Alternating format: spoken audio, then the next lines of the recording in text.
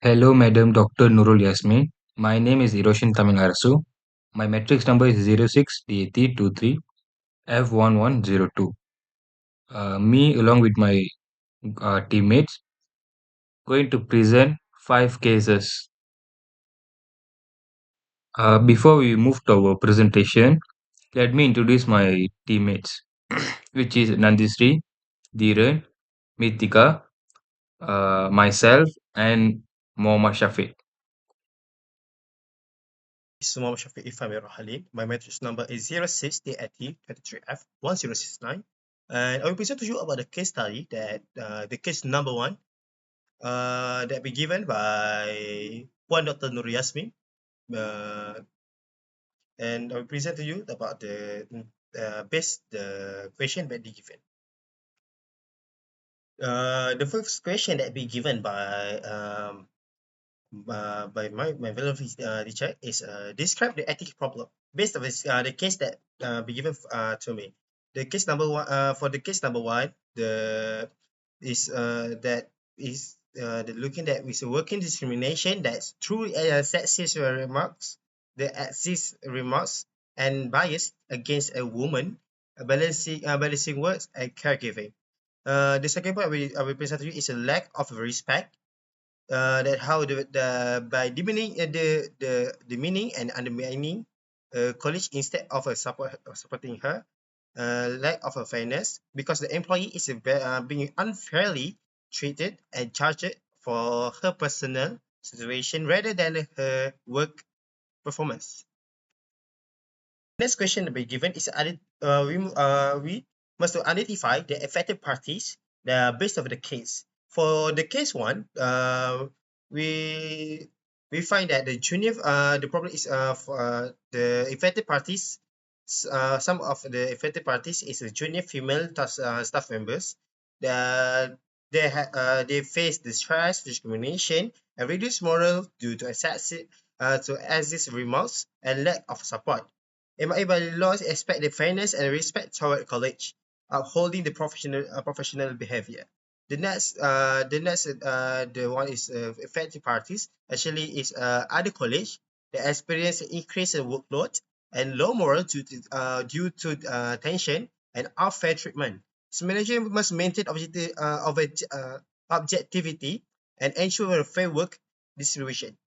The next point is the manager has a duty. Manager has a duty to act ethically and manage conflict fairly.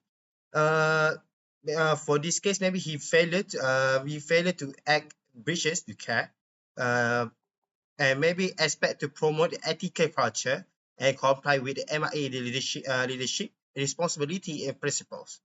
Then the last point for this question actually is the firm or the organization is risk reputational image and potential legal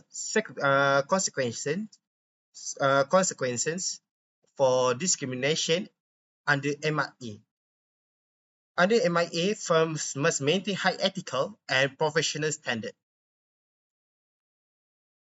Uh, the next question is explore the optional solution. For this case, I get the information that the optional solution that we give in is a formal medication and counseling. This to encourage the understanding and accountability. Next is a mentorship and a peer support. It's gonna build empathy and inclusion. The next point is a workplace ethics training. It's to prevent future unethical conduct. Uh, Next point is to review human resource policies to strengthen organization safeguard, and lastly, flexible work arrangement is to promote the fairness and support. The next question is evaluate each possible solution. My first point is address the harassment immediately, integrity, and professional behavior. Maybe the firm must take disciplinary action against the male college for discriminatory comments. This upholds integrity and set a professional tone. The next point is support the female employer. Objectivity and due care provide the flexible working arrangement or adjusted schedules. Demonstrate care for staff and staff welfare and ensure fairness. The next one is ensure fairness in workload. Is objectivity, review team duties to maintain fairness without bias and promote equitable treatment. And last, my point for this question actually promote ethical culture through training. It's professional behavior, integrity, conduct, diversity, and respect training to prevent the future misconduct and reinforce ethical culture. The next point is select and justify the best solution. The best solution is to promote to ethical culture through the training. The best solution is for the organization or the firm to make in the future the employee may be respect is others employee, especially is a woman's other all the employees or the senior employees. Justification, I just want to say that this solution follows the MIA fundamental principles of integrity, objectivity, and professional behavior, ensuring honesty and accountability. Fundamental principle that feature more prominently for safeguarding. Uh, this question actually based by MIA bylaws that and the point that I will get it is have four actually. That is integrity, objectivity, professional behavior, professional competence, and due care. For integrity, is to ensure honesty, fairness, and moral uprightness in addressing discrimination. For objectivity, is to prevent bias and promote fair evidence based decision.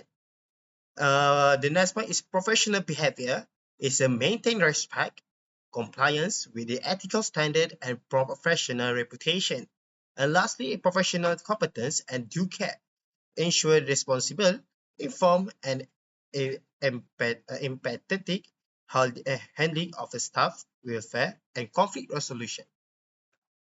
The next is a key consideration in resolving in a dilemma. Uh, Actually, I just only get 4 points for this one. I just got five 4 points for this one. Actually, it's identify threat to compliance, apply the fundamental principle of ethics, take appropriate fair corrective action, and lastly, strengthen workplace safeguard to uphold the respect, equality, and professionalism. And lastly, is the course of action to resolve the dilemma. For the reminder, all of this question is based by MIA by laws. The 4 point that I just got the 4 point for today actually is act immediately and fairly against a misconduct, provide support and respect to the affected staff, ensure transparency, fairness, and guardians from relevant authorities, and lastly, establish long-term safeguard and etiquette awareness. For the next case, I will give it to you to my friends, Dhiravash.